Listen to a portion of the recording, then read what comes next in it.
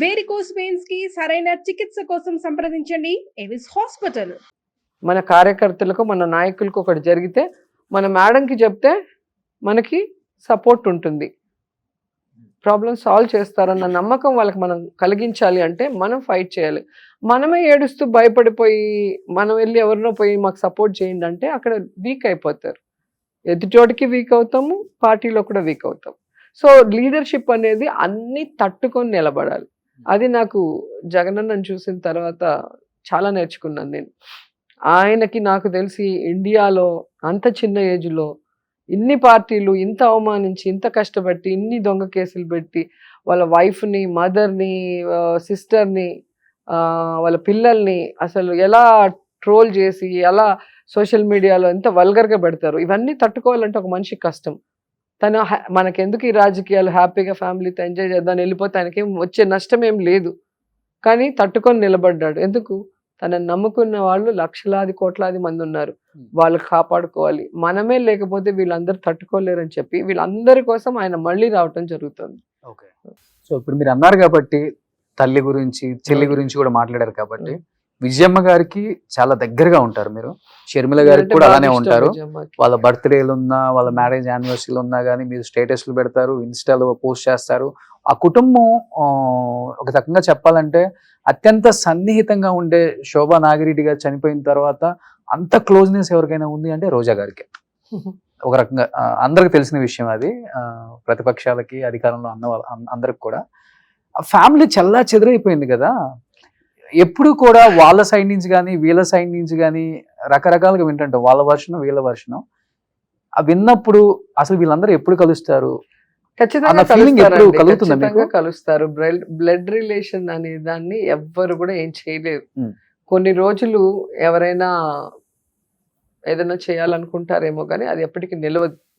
అది నా personal opinion. ఎందుకంటే రాజశేఖర రెడ్డి కుటుంబం లాగా మేము ఉండాలి అని చంద్రబాబు నాయుడు కూడా ఫాలో అయినాడు. ఎప్పుడు కూడా వైఫ్ని తీసుకురాని చంద్రబాబు నాయుడు వైఫ్ని తీసుకురావటం, వైఫ్ కోడలు కొడుకుతో నారావారిపల్లికి వెళ్ళి ఏమంటారు సంక్రాంతి సెలబ్రేట్ చేసుకోవటం, ఇవన్నీ మీరు చూస్తే రాజశేఖర రెడ్డి గారిని ఫాలో అవుతారు. ఆ ఫ్యామిలీ ఎమోషన్స్, ఫ్యామిలీ బాండేజ్ ఉండాలి అనేది పోయింది కదా. ఆయన పోయిన తర్వాత మొత్తం అసలు లేదు, మొన్నటి వరకు లేదు కదా. ఇప్పుడు చంద్రబాబు నాయుడు గారు ప్రతిదాన్ని తన ఏమంటారు పచ్చ ఛానళ్ళ ద్వారా విషం చిమ్మి, ఇదే నందమూరి బాలకృష్ణ ఆఫీస్ అని చెప్పి ఎన్బికే ఆఫీస్ నుంచి ఆవిడ మీద ఎన్ని అలిగేషన్స్, ఎన్ని నీచమైన పోస్టులు పెట్టారు. ఆవిడే వెళ్ళి పోలీస్ కంప్లైంట్, సైబర్ కంప్లైంట్ ఇచ్చింది. ఒకసారి మీరు చూస్తే మీకే తెలుస్తుంది. సో అక్కడి నుంచి ఈరోజు ఎందుకు వాళ్ళతో కలిశారు, ఎందుకు వాళ్ళతో బాగున్నారో అక్క చెప్పాల్సిందే, మాకు తెలీదు. కానీ జగనన్నని మాత్రం ఎవరైనా ఏదైనా అంటే, ఆయన చెడు చేయాలనుకుంటే భగవంతుడు వాళ్ళని విడిచిపెట్టాడు. ఇంతవరకు నేను చూస్తున్నాను. రాజశేఖర రెడ్డి గారు చనిపోయిన తర్వాత జగనన్నని ఎవరైనా అనవసరంగా ఒక మాట అన్నా, ఒక అవమానం చేసినా, లేదా ఆయన్ని బాధ పెడితే వెంటనే వాళ్ళకి అది రిఫ్లెక్ట్ అవుతుంది. ఆ నష్టం మనం చూడొచ్చు. ఎవరైనా మీరు పేరు తీసుకోండి, వాళ్ళందరూ నష్టపోయారు. ఎందుకంటే నాకు తెలిసి జగన్ గారు కానీ, మన భారతమ్మ గారు కానీ వాళ్ళు భగవంతుడిని బాగా నమ్మిన వ్యక్తులు, చాలా మనుషులంటే ప్రేమ ఉన్న వ్యక్తులు.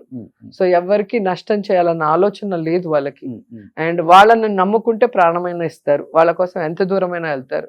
సో అది టైం అనేది ఖచ్చితంగా చెప్తుంది. బట్ ఒకటి ఫ్రాంక్ గా చెప్పండి రోజా గారు, ఎందుకంటే మొన్న మీరు చూస్తే ఎప్పుడో 2-3 years ముందు జరిగిన యాక్సిడెంట్ ని తీసుకొచ్చి జగనన్న మనుషులు పెట్టి కార్ యాక్సిడెంట్ చేసి వాళ్ళ అమ్మని చంపేయాలనుకున్నారని పచ్చ ఛానల్లో ఎంత ఘోరంగా వేశారు.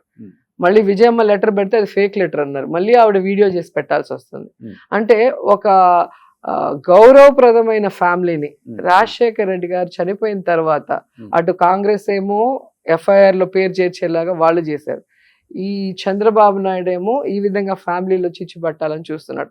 కానీ ఇవన్నీ తాత్కాలికమే. ఖచ్చితంగా భగవంతుడు ఈ ఫ్యామిలీని కలపాలని మనస్ఫూర్తిగా కోరుకుంటున్నాను. అంటే ఒకటి చెప్పండి, ఎందుకంటే అధికారంలో వాటా కోసం వచ్చిన గొడవలు అంటారా ఇది, లేకపోతే ఆస్తిలో వాటాల వల్ల వచ్చిన గొడవలు అంటారా? కాదు, అధికారం వచ్చేదాకా బాగున్నారు కదా.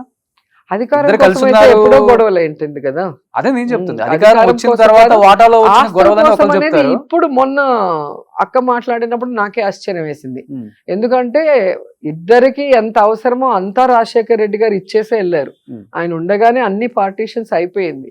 ఇప్పుడు వేరే ఏం ఆశిస్తున్నారు, ఎవరు వెనకుండి ఇది నడిపిస్తున్నారు అనేది ఎవరికి తెలియలేదు. తెలిస్తే దాన్ని వెంటనే కరెక్ట్ చేస్తారు కదా. ఇంకెవరున్నారు ఇంకా వెనక అంటే నడిపించడానికి? అంత శక్తులు ఏమున్నాయి అక్కడ? ఉంది అన్న, చెల్లి, అమ్మ. వాళ్ళ ముగ్గురు మీద అంతే. కాదు కదా. ఆ. వాళ్ళ ముగ్గురికి ఎంత బాండేజ్ ఉంది, ఎంత అఫెక్షన్ ఉంది అనేది మనం ఎన్నో సంవత్సరాలుగా చూస్తున్నాం. అవును. ఇప్పుడు వెనక నుంచి ఎవరు చిచ్చు పెడుతున్నారు అనేది తెలిస్తే, ఆ చిచ్చు కారణం ఏంటో తెలిస్తే అంతా సెటరేట్ అయిపోతుంది. సో అదే దాంట్లో చూస్తున్నాం, ఎవరు చేస్తున్నారు, ఎందుకు చేస్తున్నారు అనేది తెలిసిపోతుంది. అంటే వీడియో అంటే గుర్తొస్తుంది ఇప్పుడే. సో ఎలక్షన్స్ టైంలో విజయమ్మ గారు ఇక్కడ ఉండకుండా యుఎస్ వెళ్ళిపోయారు. అక్కడి నుంచి ఒక వీడియో రిలీజ్ చేశారు. సో కడప ఎంపీగా పాప పోటీ చేస్తుంది, షర్మిలకి సపోర్ట్ చేయండి అని. సో జగన్ గారిని ఉద్దేశించి మాట్లాడకుండా కేవలం వాళ్ళ కూతురు గురించే మాట్లాడారు. బాధ్యత కదా. ఆ వీడియో ఆవిడ స్టేజ్ మీదే clear గా చెప్పింది. చాలా చేంజ్ ఎక్కడ వచ్చింది. లేదు, ఎక్కడ చేంజ్ అదే మాట కేతిరెడ్డి గారు ఒప్పుకున్నారు కదా, ఆ వీడియో వల్ల చాలా ఆయన డ్యామేజ్ చెప్పారు. అయింది పార్టీ కానీ. అదేం లేదు కానీ నేనేమంటానంటే, ఒక లాస్ట్ మీటింగ్ మీరు జగన్ గారితో విజయమ్మ గారు స్టేజ్ మీద మాట్లాడిన వీడియో ఒకసారి చూడండి. నా కొడుకుని ప్రజలకు అప్పగించాను, నా కొడుకుని సీఎం చేసి నా భర్త ఆశయాల్ని ప్రజలకు అందించే విధంగా మీకు అందిస్తున్నా, ఇక నా కూతురు లైఫ్ కోసం నేను వెళ్తున్నాను. ఈ పార్టీలో గౌరవ అధ్యక్షురాలుగా ఉంటూ ఇక్కడ మాట్లాడుతూ అక్కడ మాట్లాడితే అది కరెక్ట్ కాదు అని చెప్పి ఆ రోజు క్లియర్ గా చెప్పింది ఆవిడ. ఆ తర్వాత ఏ రోజు పార్టీ మీటింగ్ రాలేదు, ఏ రోజు పార్టీ గురించి మాట్లాడలేదు. సో తన కూతురు కోసం వెళ్తున్నాను, తన కూతురుని రాజకీయంగా నేను సపోర్ట్ చేయాలి అని చెప్పి స్టేజ్ మీద ఆవిడ కుండ బదులు కొట్టి చెప్పి వెళ్ళింది. ఆ ఫ్యామిలీ ఒక మాట చెప్తే ఆ మాట మీద ఉంటారు. సో తన కూతుర్ని గెలిపించుకోవాల ఆలోచనలో ఆ రోజు చేసిందే తప్ప కొడుకును ఓడించాలని ఏ తల్లికి ఉంటుంది? కొడుకును ఓడించాలని ఏ తల్లికి ఉంటుంది? ముఖ్యంగా తల్లికి కొడుకు అంటే పిచ్చి. కాబట్టి ఈరోజు షర్మిల గారిని గెలిపించమని చెప్పిన విజయమ్మ గారు మరి ఎందుకు గెలిపించలేకపోయారు?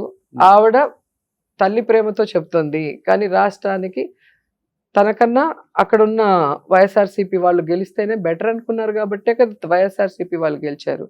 కాబట్టి అక్కడ మనం చూడాలి. సో ప్రతి విషయానికి ఏ జిల్లాకు ఆ జిల్లా, ఏ లీడర్ కాలడు. ఎందుకంటే కొంతమంది పార్టీ వల్ల గెలుస్తారు, పార్టీ ఇమేజ్, పార్టీ మేనిఫెస్టోతో గెలుస్తారు. కొంతమంది ఇండివిజువల్ బలంతో ఏ పార్టీ వచ్చినా ఎన్ని సంవత్సరాలైనా 5 సార్లు 7 సార్లు గెలిచిన వాళ్ళు మనం చూస్తుంటాం. బుచ్చయ్య చౌదరి గారు. సో అదంతా ఇండివిజువల్ గా వాళ్ళు ఒక వేవ్, అది వాళ్ళకి వేసేస్తుంటారు, ఇంకా కళ్ళు మూసుకొని అట్లా వెళ్ళిపోతూ ఉంటుంది. ఇంకా కొన్ని చోట్ల ఏంటంటే క్యాస్ట్ ఈ మధ్యలో స్టార్ట్ అయింది కదా, క్యాస్ట్ పిచ్చి ఎక్కువైపోతుంది ఈ మధ్యలో. సో అలాంటివి ఉంటాయి. సో పాలిటిక్స్ లో అన్ని మిక్స్, కులం, బలం, మనీ, ఆ సమయం, ఆ సందర్భం అన్ని కూడా కలిసి వస్తాయి. ఇప్పుడు పార్టీ అధికారం కోల్పోయిన తర్వాత జగన్ గారు రివ్యూ మీటింగ్స్ బాగానే పెడుతున్నారు కాబట్టి అసలు మనం ఓడిపోవటానికి ప్రధానమైన ఒక 2-3 కారణాలు అంటే అసలు ఆయన సైడ్ నుంచి ఏం చెప్పుకుంటూ వస్తున్నారు? మీరేం చెప్తున్నారు ఆయనకి అసలుకి? అది మేము ఆయన దగ్గర చెప్తాం, మీకెందుకు చెప్తాం? ఆయన పర్సనల్ డిస్కషన్. సో అంటే పర్సనల్ డిస్కషన్ అనేది కాదు కదా, ఇది పబ్లికే కదా. ఎందుకు ఓడిపోయాం అనేది పబ్లిక్ లో చెప్పాల్సిన విషయం. డిస్కషన్ వచ్చినప్పుడు పబ్లిక్ లో మాట్లాడతారు. ఇది క్యాడర్ మధ్యలో డిస్కషన్, క్యాడర్ మధ్యలో వాళ్ళు వాళ్ళు ఓడిపోయామని కొంతమంది అంటుంటారు. కానీ ఈవీఎం వల్ల అయితే చాలా నష్టం. 151 వచ్చినప్పుడు ఈవీఎం అని చెప్పుకోవచ్చు కదా. కాదు కదా, మాది 6 months ఉన్నింది. ఈవీఎంస్ ఎప్పుడు కూడా ఎలక్షన్ అయ్యాక కౌంటింగ్ తర్వాత 6 months ఉండాలి. ఎవరు కేసు వేసినా ఎలక్షన్ కమిషన్ ఆ అనుమానాన్ని నివృత్తి చేయాలి. ఆ వివిప్యాట్స్ తీసి కౌంటింగ్ చేసి వాళ్ళకి చూపించాలి. కానీ ఈసారి 10 రోజులకే డెస్ట్రాయ్ చేయమని క్లియర్ గా ఆర్డర్ ఇచ్చి డెస్ట్రాయ్ చేశారు. ఫస్ట్ ఇది. రెండోది, ఎప్పుడైనా ఈ ఈవీఎంస్ అనేది మిషనే కదా. నీకు ఎలక్షన్ రోజు ఏదైతే మీరు ఆన్లైన్ లో పెట్టారో, ఆంధ్రప్రదేశ్ స్టేట్ లో ఎన్ని ఓట్లు పోలైనాయి, ఏ జిల్లాలో ఎన్ని ఓట్లు పోలైనాయి, ఏ నియోజకవర్గంలో ఎన్ని ఓట్లు పోలైనాయి అనేది అది రికార్డెడే కదా. మరి ఆ రోజు పోలైన ఓట్లకి, కౌంటింగ్ రోజు పోలైన ఓట్లకి తేడా చూస్తే 45 లక్షల ఓట్లు పెరిగాయి. దాని మీద కోర్టులో కేసు కూడా వేయటం జరిగింది. ఎక్కడైనా 45 లక్షల ఓట్లు ఎలా పెరుగుతాయి? కంప్యూటర్ ఇది సిస్టమే కదా. ఇప్పుడు మిషన్ లో మీరు కొట్టినప్పుడు ఒక 100 సంఖ్య వస్తే 100 సార్లు కొట్టినా 100 రావాలి కదా. అవును. ఒకసారి 98, ఒకసారి 90, ఒకసారి 60 రాదు కదా. ఉమ్, అదే పేపర్స్ అనుకో 2-3 అతుక్కొని ఉండొచ్చు, తక్కువ వచ్చి ఉండొచ్చు, మళ్ళీ ఓపెన్ చేస్తే సెపరేట్గా ఉండొచ్చు. అట్లా పోలైన ఓట్లకి, కౌంటింగ్ ఓట్లకి 43 లక్షల ఓట్లు పెరిగాయి. ఉమ్, అది ఎలా పెరిగాయి? ఉమ్. అది ఎలక్షన్ కమిషన్ చెప్పాల్సిన అవసరం ఉంది. ఇంతవరకు దానికి ఆన్సర్ లేదు కోర్టులో. సో కోర్టులో జరుగుతుంది, ఎప్పుడో రోజు నిజం బయటకు వస్తుంది కదా. దానికే అందరం కేసులు వేసింది. ఓకే. సో రజనీకాంత్ గారు ఒక క్వశ్చన్ అడిగారు మిమ్మల్ని, టీడీపీ వస్తే భవిష్యత్తులో మీ పరిస్థితి ఏంటి అని. ఎవరు అడిగారు? అదే టీవీ9 లో రజనీకాంత్ గారు అడిగారు కదా. ఏమైపోతుంది చూడండి, రైట్ రాయల్గా ఉన్నాను. ఏమైపోతుంది? వాళ్ళు బాధపడాల్సిందే, టీడీపీ వాళ్ళు ఆ, ఇచ్చిన ఒక్క సూపర్ 6 లో ఒక హామీ నెరవేర్చలేక ఉమ్. జనాల్లోకి వెళ్తే కొడతారన్న భయంతో ఈరోజు డైవర్షన్ పాలిటిక్స్ చేసుకుంటూ ఉమ్. ఏ విధంగా వాళ్ళ ఛానల్లో భజన చేసుకుంటున్నారు తప్ప ఉమ్. 5 నెలలు అవుతుంది, ఉమ్. ఎక్కడా కూడా ఎవరికి వెల్ఫేర్ అందట్లేదు. ఆరోగ్యశ్రీ తీసేశారు, ఇంగ్లీష్ మీడియం తీసేశారు, ఈ కేసులు అందరినీ టార్చర్ పెట్టడం తప్ప మీకు కూడా స్టార్ట్ అవుతుందని భావిస్తున్నారా? కాన్స్టెన్స్ లో కాదు, స్టేట్ లో ఇంతమంది ఆడపిల్లలు చచ్చిపోతుంటే, ఇంతమందిని తగలబెడుతుంటే, ఇంతమంది రేప్ చేస్తుంటే, ఇంట్లో దూరి నరికేస్తుంటే కూడా పోలీసులు ఎవరిని కంట్రోల్ చేయలేకపోతున్నారు, ఇలాంటివి జరగకుండా ఆపలేకపోతున్నారు. అంటే గవర్నమెంట్ ఎంత ఫెయిల్యూర్ అయింది అనేది 5 నెలల్లో తెలిసిపోయింది. దేశంలో మీరు చూస్తే ఏ రాష్ట్రమైనా ఒక వ్యతిరేకత రావాలంటే 2 ఏళ్ళు 3 ఏళ్ళు పడుతుంది ఒక గవర్నమెంట్ మీద. కానీ వీళ్ళకి 5 నెలలకే వీళ్ళు ఫెయిల్యూర్ అయిపోయారు అందరూ అనేది అర్థమవుతుంది కదా.